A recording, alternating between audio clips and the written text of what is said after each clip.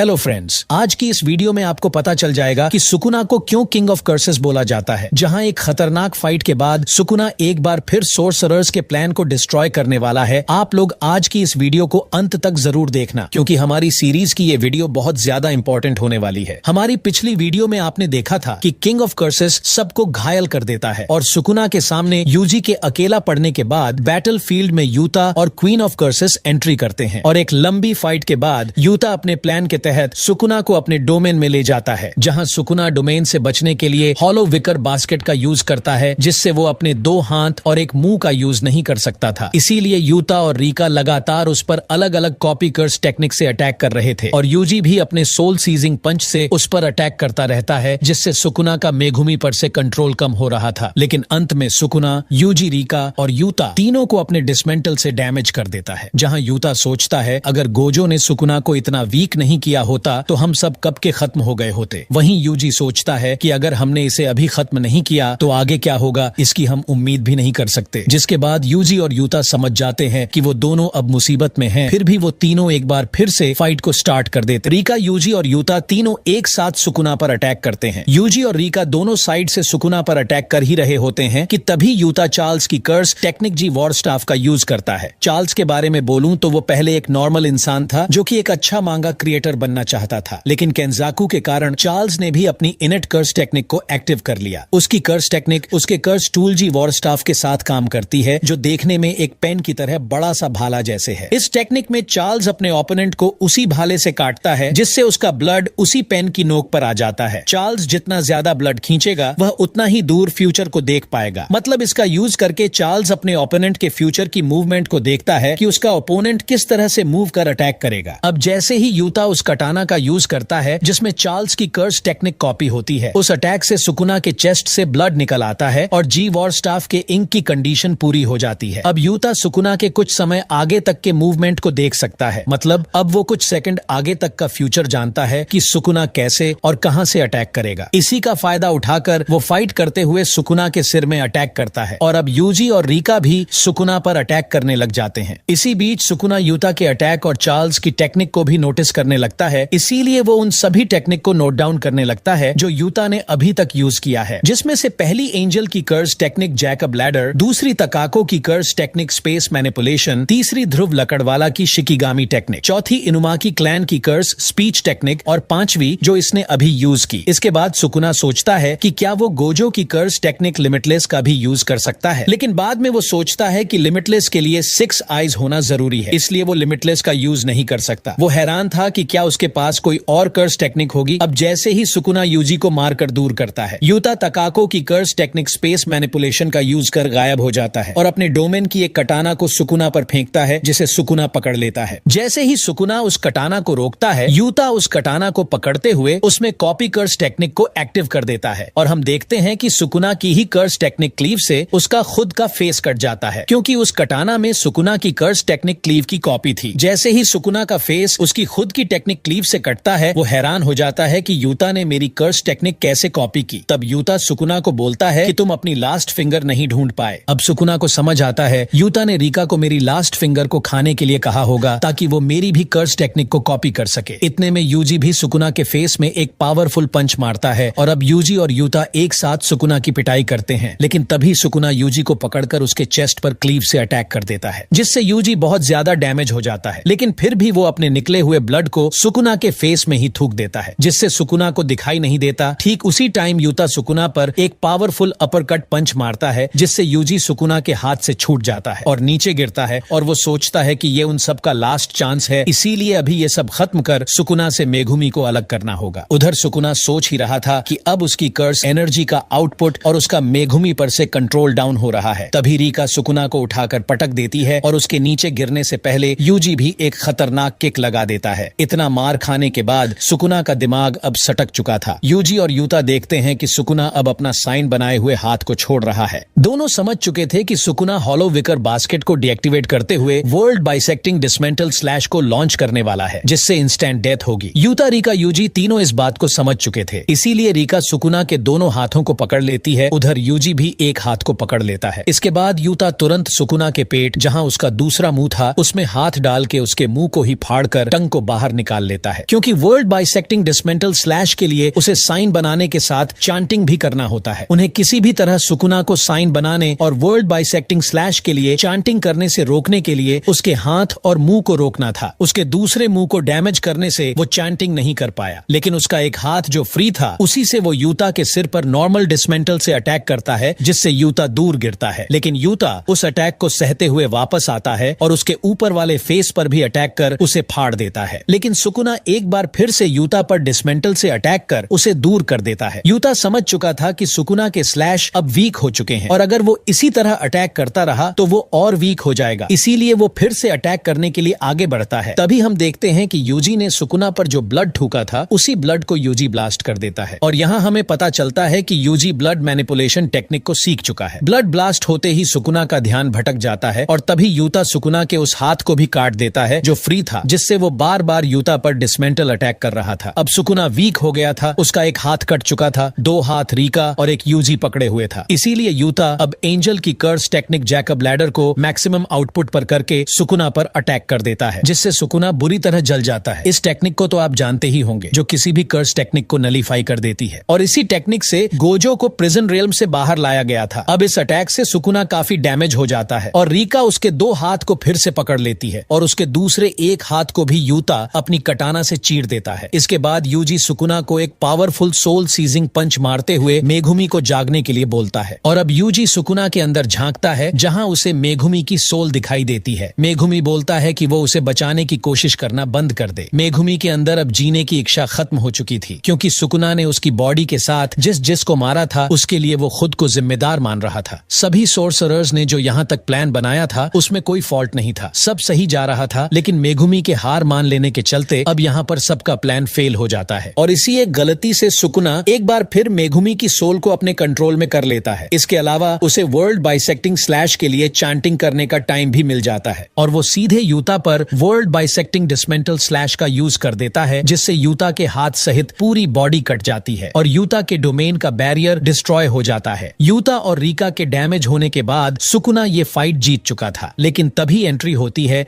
माकी जैनिन की। माकी अपने split soul कटाना को सुकुना के आर पार करते हुए डायरेक्ट उसके हार्ट में अटैक कर देती है। स्प्लिट सोल कटाना, जो कि किसी भी फिजिकल हार्डनेस को बाईपास करते हुए सीधे ओपोनेंट की सोल पर अटैक करती है। ओरिजिनल स्प्लिट सोल कटाना तोजी यूज किया करता था, जो उसकी डेथ के बाद खो गया था, लेकिन माकी की सिस्टर माई ने अपनी लाइफ को सैक्रिफाइस कर माकी के लिए स्प्लिट सोल कटाना की एक रेप्लिका को बनाया था, जिसका यूज उसने जैनिन क्लैन को खत्म करने के लिए किया था। इसके बाद हमें माकी के अटैक करने के कुछ देर पहले का एक फ्लैशबैक दिखाया जाता है, जब यूता यूजी और रीका डोमेन में सुकुना से फाइट कर रहे थे। तब सभी सोर्सरर्स के प्लान के अनुसार डोमेन के बाहर कुसाकाबे, माकी और इनो खड़े होते हैं, जहां कुसाकाबे के थ्रू हमें पता चलता है कि यूता ने अपने डोमेन बैरियर की लोकेशन को चेंज कर दिया है, जहां कोई भी ब्लाइंड स्पॉट ना हो। प्लान के अनुसार जैसे ही यूता सिग्नल देते हुए डोमेन के बैरियर को हटाएगा, तभी माकी उस पर सरप्राइज अटैक करेगी। जब डोमेन में फाइट चल रही थी, तब इनो पूछता है कि क्या हम लोगों को भी डोमेन में जाकर उनकी हेल्प करनी चाहिए। तब कुसाकाबे मना करते हुए बताता है कि अगर किसी सोर्सरर ने अब अलग से फाइट में एंट्री की तो सुकुना चौकन्ना हो जाएगा और माकी उस पर सरप्राइज अटैक नहीं कर पाएगी। अब माकी खुद को रेडी करते हुए डोमेन के बाहर यूता के सिग्नल का वेट कर रही थी। अब वापस फाइट में यूता के कटने के बाद यूता जानबूझ के अपने डोमेन को डिस्ट्रॉय कर देता है, ताकि वो माकी को सिग्नल दे सके और वहीं सुकुना को लगे वो जीत गया और चौकन्ना ना रहे। डोमेन के टूटते ही कुसाकाबे देखता है कि एक तरफ यूता पूरी तरह से कट चुका है और दूसरी तरफ माकी सुकुना पर अटैक कर चुकी है। इसके बाद रीका यूता को पकड़कर रोती हुई उयुई के पास ले जाती है, जहां वो उन्हें बैटलफील्ड से टेलीपोर्ट कर शोको के पास ले जाता है। लेकिन ये अभी यूता और गोजो का अंत नहीं है दोस्तों। माकी के अटैक के बाद सुकुना समझ जाता है कि यूता ने जानबूझ के अपने डोमेन को ब्रेक किया था और क्योंकि माकी के अंदर कर्स एनर्जी नहीं है, इसीलिए वो बैरियर को पास कर पाई, जबकि कर्स टूल को पहले से डोमेन के अंदर रख दिया गया था। इसीलिए यूता डोमेन बैरियर के लोकेशन को मूव कर रहा था। अब यहाँ सुकुना देखता है कि स्प्लिट सोल कटाना से उस पर जो डैमेज हुआ था उससे वो बहुत धीरे हील हो रहा है, क्योंकि सोल को रिपेयर करने के लिए खुद के सोल की आउटलाइन को समझना जरूरी है। पर सुकुना 2 सोल वाली बॉडी में रहता है, इसीलिए उसे अपने सोल की आउटलाइन अच्छे से पता है, लेकिन फिर भी वो अपनी सोल को जल्दी से रिपेयर नहीं कर पा रहा था, क्योंकि गोजो की फाइट के चलते सुकुना अभी भी ठीक से रिवर्स कर्स टेक्निक का यूज नहीं कर पा रहा था। अब एक बार फिर यूजी मेघुमी को बचाने और सुकुना से फाइट करने के लिए आगे बढ़ता है, लेकिन वो गिर जाता है और उसके मुंह से ब्लड आने लगता है, क्योंकि अभी भी यूजी यूजी ठीक से रिवर्स कर्स टेक्निक का यूज नहीं कर पाता था। उसे जल्द ही पता लग जाता है कि उसकी बॉडी का कोई इंपॉर्टेंट पार्ट अभी भी डैमेज रह गया है और वो उस पार्ट को ढूंढने की कोशिश करता है। तभी चोसो अपने छोटे भाई यूजी की हेल्प करने के लिए पहुंच जाता है और उसे खुद को ठीक करने के लिए इंस्ट्रक्शन देता है कि वो इमेजिन करे कि वो अपने ब्लड वेन से अपनी बॉडी को शेप दे रहा है। दूसरी तरफ अब माकी और सुकुना फाइट को स्टार्ट कर देते हैं। दोस्तों, इसके आगे से लेकर पूरे जुजुत्सु काइसन के एंड तक के सभी पार्ट मैंने अपने चैनल में पहले से ही अपलोड कर रखा है, जो चैप्टर 252 से लेकर चैप्टर 271 तक है, जिसका लिंक आपको अगर आप यूट्यूब में देख रहे हैं तो डिस्क्रिप्शन में और यदि आप फेसबुक में देख रहे हैं तो कमेंट बॉक्स में मिल जाएगा। आप लोग इसके आगे के पार्ट्स को वहीं से देख सकते हैं। देखने के बाद अगर आपका कमेंट आता है तो इसके आगे मैं अब कलिंग गेम की सभी फाइट्स को कवर करूंगा, जो सीजन 2 के एंड से लेकर गोजो की डेथ तक होने वाली है। आप लोग उन वीडियोज को देखकर अपना ओपिनियन कमेंट में जरूर